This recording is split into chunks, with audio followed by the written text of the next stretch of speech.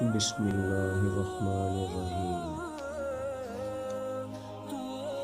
حدیث نبوی۔ ابن مسعود رضی اللہ بیان کرتے ہیں، میں نے نبی صلی اللہ علیہ وسلم سے دریافت کیا کہ اللہ کو کون سا عمل سب سے زیادہ محبوب ہے؟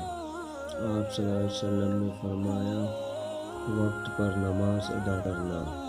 میں نے عرض کیا، پھر کون سا؟ آپ صلی اللہ علیہ وسلم نے فرمایا، والدین سے اچھا سلوک کرنا۔ میں نے عرض کیا، پھر کون سا؟ آپ صلی اللہ علیہ وسلم نے فرمایا، اللہ کی راہ میں جہاد کرنا۔ ابن مسعود رضی اللہ بیان کرتے ہیں، آپ نے مجھے یہ باتیں بتائیں، اگر میں مزید دریافت کرتا تو آپ مجھے اور زیادہ بتاتے۔ متفق علیہ۔ نماز کا بیان 568۔ Thanks for watching my video. Like and subscribe our channel.